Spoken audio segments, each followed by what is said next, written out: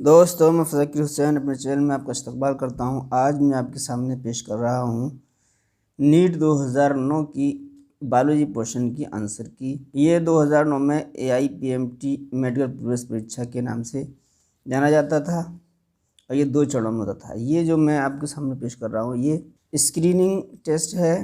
इसमें 200 प्रश्न, 50 physics, 50 chemistry और 100 बायोलॉजी के। इससे पहले 1 से 25 और 26 से 50 तक की आंसर की 2 वीडियो बनाकर अपलोड कर चुका हूँ। आज इस वीडियो में पेश करेंगे 51 से।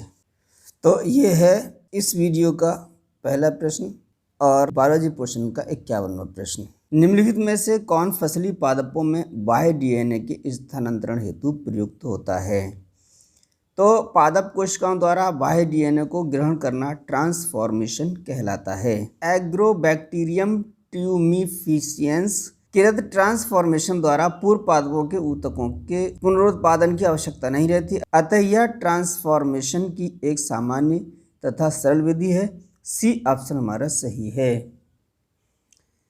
अगला प्रश्न है, ट्रांसक्रिप्शन इकाई में एक निश्चित क्रम में इंट्रॉन्स के निष्कासन तथा एक्सॉन्स के जुड़ने को कहते हैं। तो एक यूकैरियोटिक जीन की प्राथमिक ट्रांसक्रिप्शन में इंट्रॉन्स तथा एक्सॉन्स दोनों सम्मिलित होते हैं। RNA स्प्लाइसिंग की प्रक्रिया द्वारा इस प्राथमिक ट्रांसक्रिप्ट में से इंट्रॉन्स हट जाते हैं। तो ए ऑप्शन हमारा सही है। निम्नलिखित में से किसके प्रयोगों द्वारा जीन कूट की त्रिक प्रकृति की खोज हुई? तो नीरेनबर्ग तथा मथाई नामक वैज्ञानिकों ने अपने प्रयोगों द्वारा आनुवंशिक जीन कूट की त्रिक प्रकृति को सिद्ध किया। अपने योगदानों के कारण नीरेनबर्ग को नोबेल पुरस्कार भी प्रदान किया गया था। तो ए ऑप्शन हमारा सही है। मनुष्य के शुक्रीय प्लाज्मा में प्रचुर मात्रा में होते हैं। तो मनुष्य की शुक्रीय प्लाज्मा में शुक्रवाहिनी द्वारा लाए गए शुक्राणु तथा द्रव, शुक्राशय का द्रव, प्रोटेस्ट ग्रंथि का द्रव, कुछ मात्रा में म्यूकस ग्रंथियों का स्राव सम्मिलित होता है। इसमें calcium citrate ion, phosphate ion, fructose citrate, inositol तथा कुछ प्रोटीन उपस्थित होते हैं। तो ए ऑप्शन इसका सही है।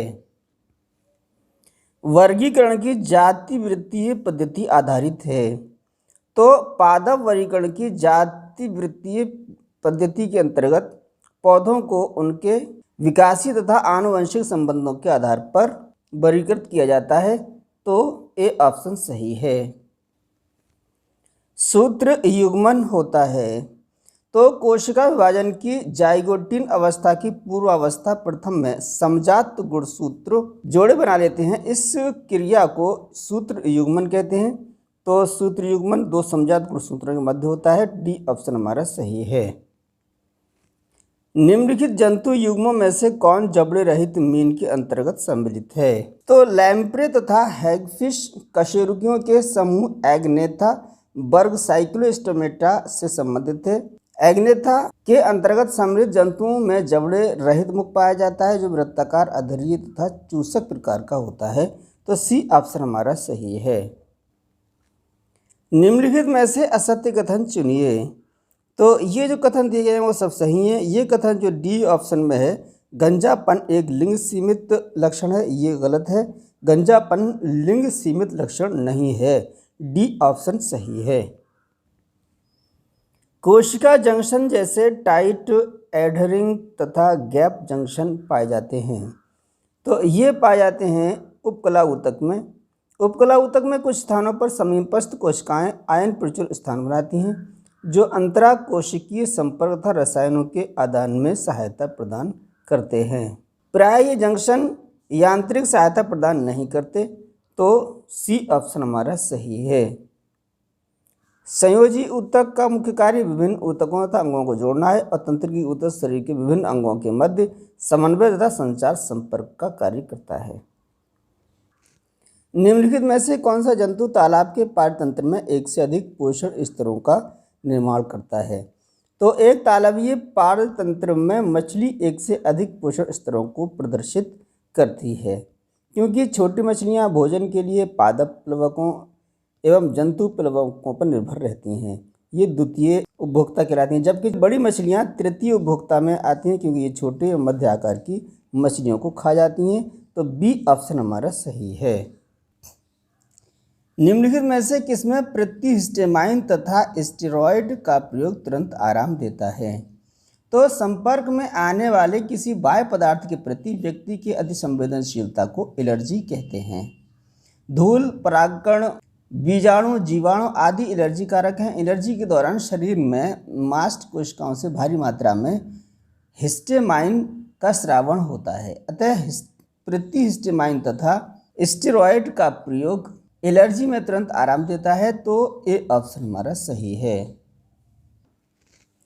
निम्नलिखित रोगों तथा उनके कारणों में से कौन सम्मिलित नहीं है?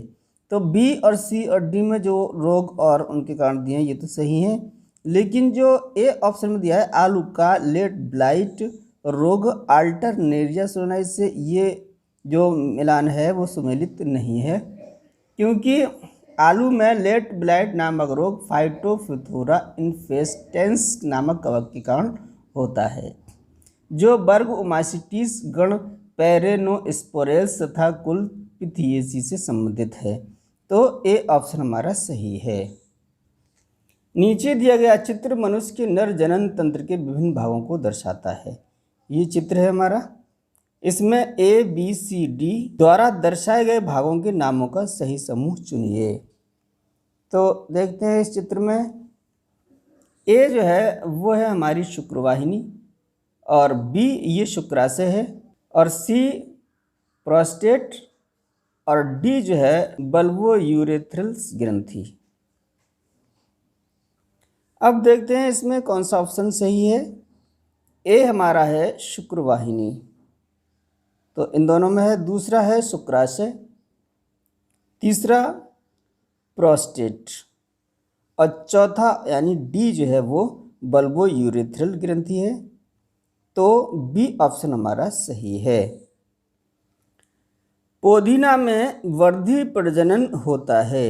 पोदीना में वर्धी प्रजनन अंतःभूस्तारी द्वारा होता है।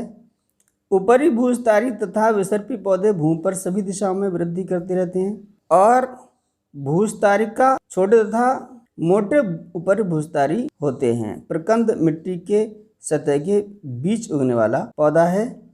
तो हमारा डी ऑप्शन सही है। क्या होगा यदि मूत्राशय भित्ति में स्थित तनाव ग्राहियों को पूर्णतः हटा दिया जाए?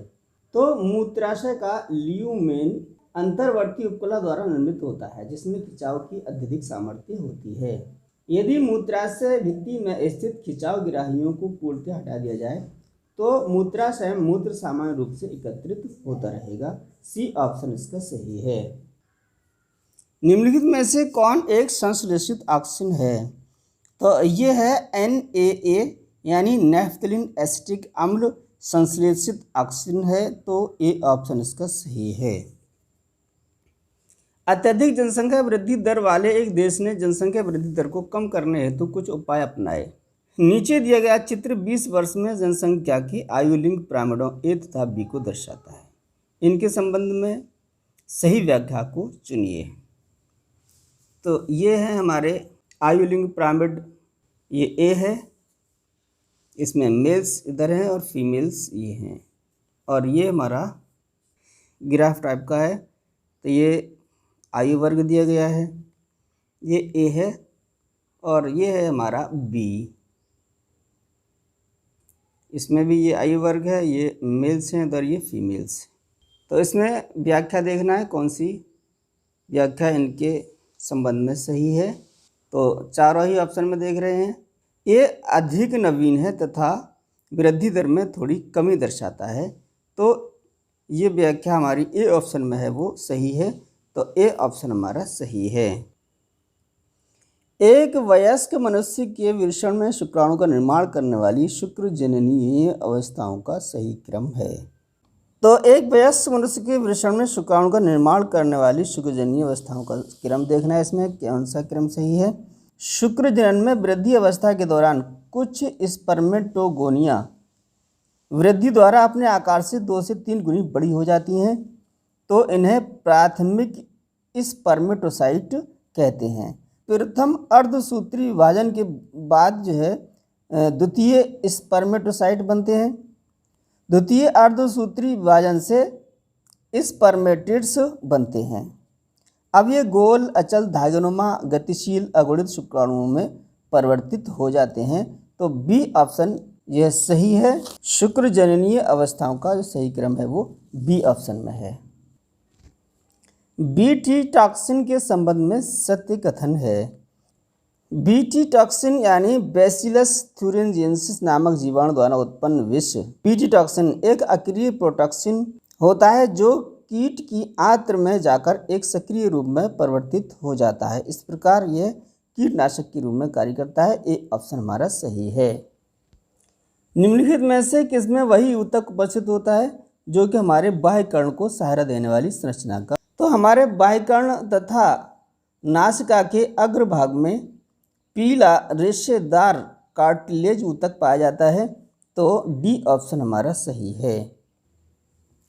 डीडीटी अवशिष्ट भोजन श्रृंखला द्वारा शीघ्रता से गुजरकर जैव आवर्धन उत्पन्न करते हैं क्योंकि डीडीटी होता है। तो अनेक कीटनाशी जैसे डीडीटी, एड्रिन, डाइएड्रिन आदि वसा में घुलनशील एवं जैव अपघटनीय होते हैं तथा वातावरण में लंबे समय तक बने रहते हैं। तो ये ऑप्शन हमारा सही है। निम्नलिखित में से कौन एक संवहनी क्रिप्टोगेम है। तो टेरिडोफाइट्स को संवहनी क्रिप्टोगेम भी कहा जाता है क्योंकि इनमें विकसित संवहन तंत्र पाया जाता है किंतु पुष्पों का निर्माण नहीं होता जैसे इक्विसेटम। ए ऑप्शन हमारा सही है।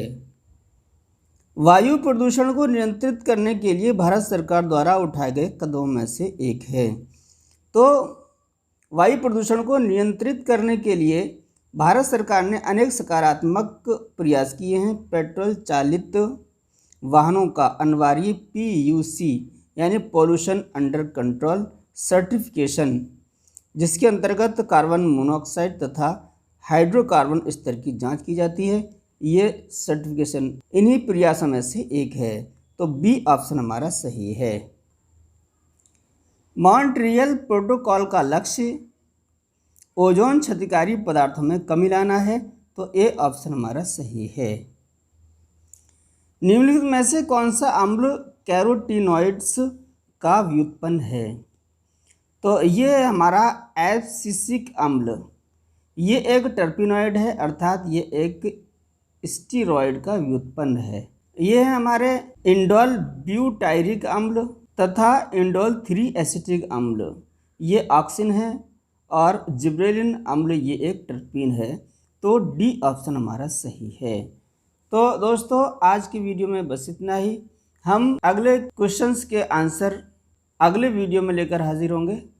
तो हमारे आने वाले हर वीडियो का नोटिफिकेशन आप तक पहुंच जाए तो इसके लिए हमारे चैनल को सब्सक्राइब करें और ये वीडियो आपको कैसा लगा कमेंट करें और जो हिंदी मीडियम से नीट की तैयारी कर रहे हैं उनको शेयर करें। सारे जहां से अच्छा हिंदुस्तान हमारा, हम बुलबुलें हैं इसकी, ये गुलसिता हमारा।